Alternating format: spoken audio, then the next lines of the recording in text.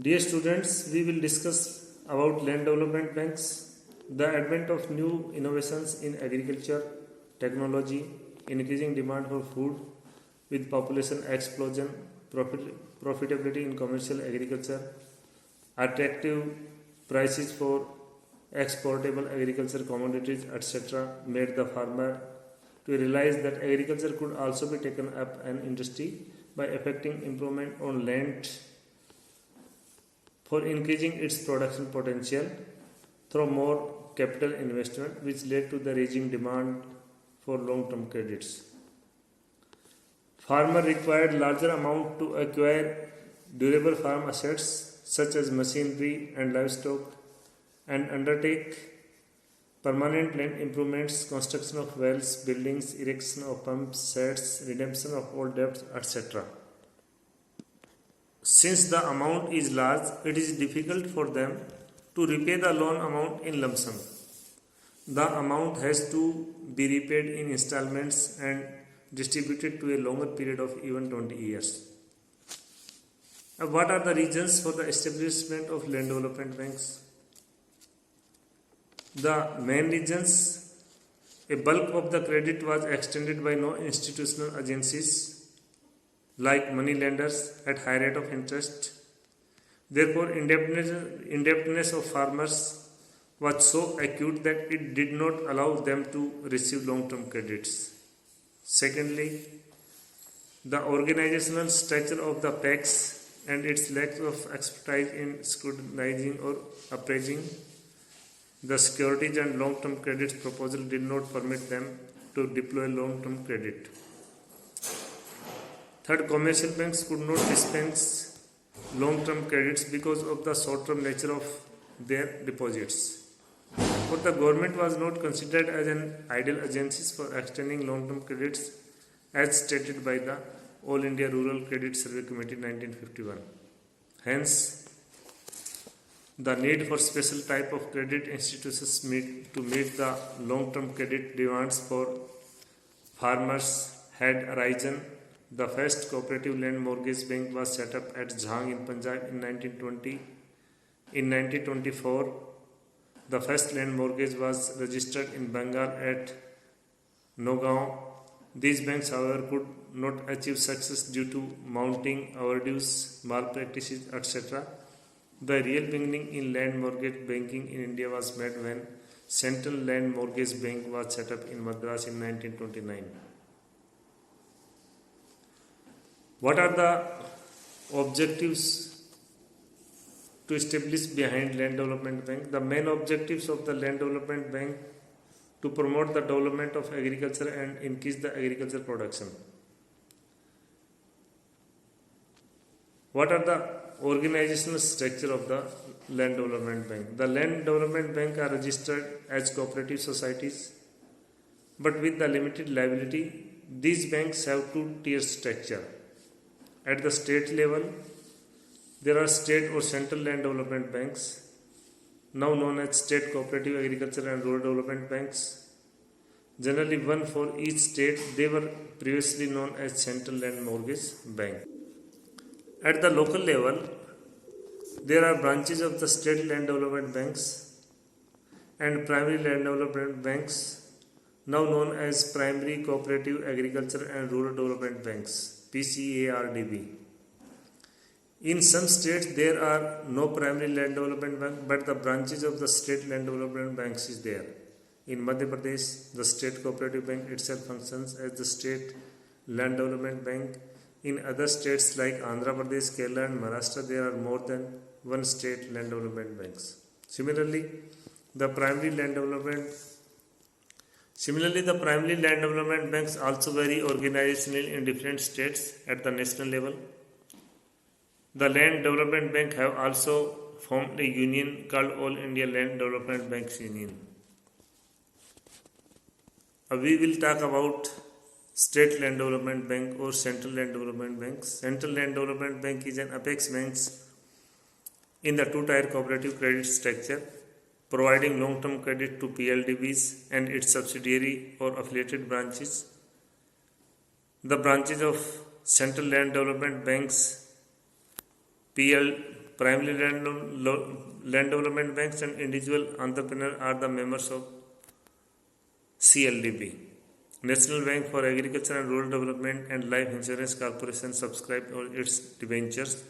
NABARD is a refinancing agency to the CLDB. CLDB is a link between NABARD and government in long-term transactions. These members of the CLDB are the primary land development banks and a few individual promoters. It grants long-term loans to agriculture through the PLDBs and branch to CLDBs. It raises funds through floating debentures which are granted by the state government when the PLDB obtains loans from the CLDB. What are the functions of state land development banks, or we can say central land development banks? Central land development bank inspects, supervises and guides PLDB in their banking operations. It floats debentures for raising the necessary funds. It inculcates the spirit of the thrift among the members by mobilizing savings and stimulating capital formations. It provides loan to the member banks for the redemption of all debts, development of land purchase of machinery and equipment, development of minor irrigation, etc. When we talk about primary land development bank, the establishment of land mortgage bank on cooperative lines was initiated in Punjab during the year 1920 itself.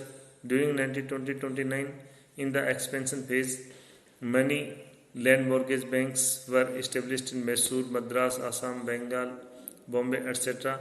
Even though there was slow progress of these banks until 1945, good progress of these banks were achieved in the post-independence era. During this period, only large and affluent farmers obtained loans from the land mortgage banks, and small and marginal farmers were benefited very little. Later on, LMB received massive support from institutional agencies like RBI, SBI, LIC and ARDC. In the year 1974,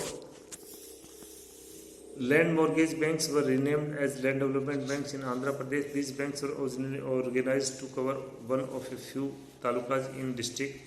At present, they are eligible to cover one development block.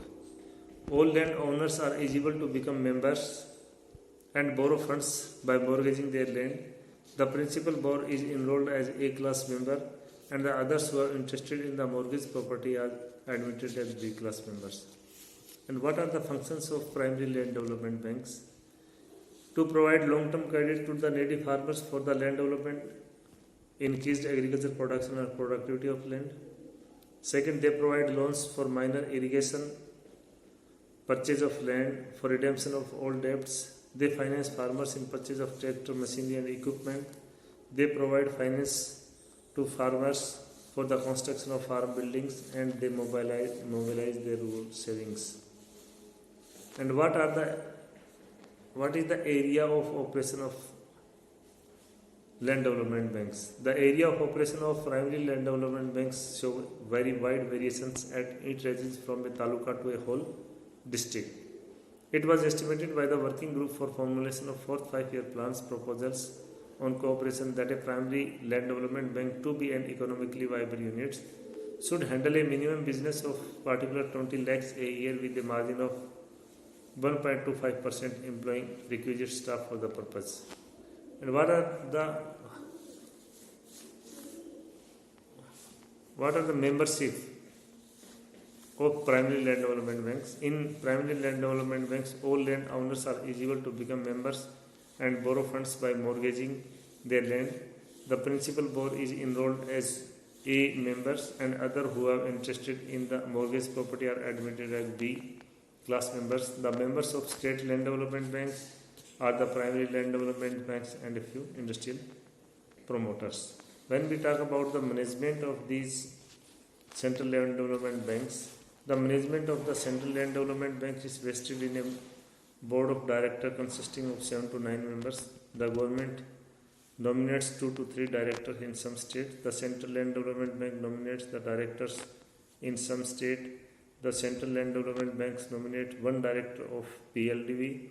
The members of the board work for the 3 years. The general body is the ultimate authority in all matters relating to administration of bank. In each CLDB, there is an executive committee consisting of about 9 members, of whom the president, vice president, the nominee of the Apex Cooperative Bank, and the registrar of cooperative society are the ex officio members. The rest are elected by the board of directors from among them. The administration of bank is vested with directors in the executive committee. It has powers to admit members, sanction loans, make investments, borrow funds, and approve transfer of shares in debenture. The management of PLDB is vested in an elected board of directors consisting of 9 to 12 directors. When we talk about the sources of finance of primary land development banks obtain their finance from share capital, loans from central land development banks, admission and other fees, grants and subsidies from the government, borrowing from other agencies. The central land development banks get their finances from share capital, issue of debentures, loans from the State Bank of India and other commercial banks on the guarantee of the state government, admission and other fees, grant and subsidies or deposits. The PLB, Primary Land Development Bank, raised their share capital by issuing share to the members in certain promotions to their borrowings from the bank. The ratio of share capital to the borrowed amount varies from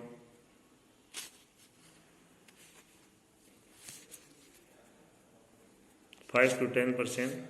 The CLDB raised their finance through issue of ordinary and rural and special development debentures. A debenture is a long-term loan issued by CLDB, carrying fixed interest rates for a fixed period, generally up to 20 years. The ordinary rural debentures are issued to the general public institutions and individuals. They are treated as trustee agencies and guaranteed by the state government. They are subscribed by the RBI, SBI, cooperative banks, commercial banks, and LIC. So we can say that land development banks plays a major role in the development of agriculture in India, and the new technology in agriculture and improved farming can be practiced by obtaining loan from these banks. So they are very useful to farmers, and farmers continue get their loans from these banks. Thanks.